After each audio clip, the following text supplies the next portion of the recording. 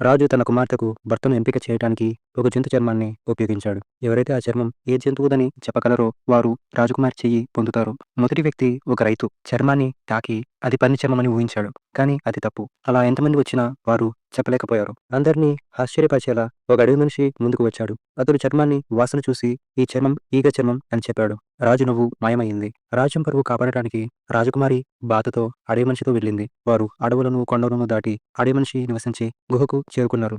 గుహలో జంతువుల ఎముకలు ఉన్నాయి. రాజకుమారి భయపడుతూనే ఉంది. అడవి మనిషి వేటకు వెళ్ళినప్పుడు ఆమె రహస్యంగా ఒక ఎముకను కత్తిగా పదును చేసింది. అకస్మాత్తుగా గుహ బయట శబ్దం వినిపించింది. కొండ ఎదురుగా ఒక స్త్రీ నిలబడి ఉంది. రాజకుమారి తన కథను స్త్రీకి చెప్పి సహాయం కోరింది. కానీ వారి మధ్య ఉన్న కొండ చాలా వెడల్పుగా ఉంది. స్త్రీ ఆమెను చేరుకోలేకపోయింది. ఆమె నిశ్శబ్దంగా వెళ్ళిపోయింది. రాజకుమారి అన్ని ఆశలు కోల్పోయినప్పుడు స్త్రీ తన కొడుకును తీసుకొచ్చింది. అతను రోప్ వాకర్. అతను రాజకుమారిని వీపుపై వేసుకుని కొండపై తాడు మీద నడిచాడు. కానీ అడవి మనిషి వారి వాసన పసిగట్టి వారిని వెంబడించాడు. అదృష్టవశాత్తు అతను తాడును కట్ చేశాడు. అడవి మనిషి కొండ నుండి పడిపోయాడు. రాజకుమారి వారిని సంతోషంగా కౌగిలించుకుంది. వారు ఆమెను రాజభవనానికి తిరిగి తీసుకెళ్తుండగా అడవి మనిషి తిరిగి వచ్చి ఆ కుటుంబాన్ని క్రూరంగా చంపాడు. రాజకుమారి అతనిని క్షమించమని వేడుకుంది. అతని హృదయం మెత్తబడి ఆమెను భుజాలపై వేసుకుని గుహవైపు నడిచాడు. ఆ సమయంలో రాజకుమారి దాచుకున్న ఎముక కత్తిని తీసి అడవి మనిషిని చంపింది. ఆ సమయంలో రాజు తీవ్ర అనారోగ్యంతో ఉన్నాడు. రాజకుమారి తిరిగి వచ్చిందని విని అతను తన గది నుండి బయటకు వచ్చాడు. రాజకుమారి భవనంలో రక్తంతో నిండిన శరీరంతో అడవి మనిషి తలను పట్టుకుని నిలబడి ఉంది.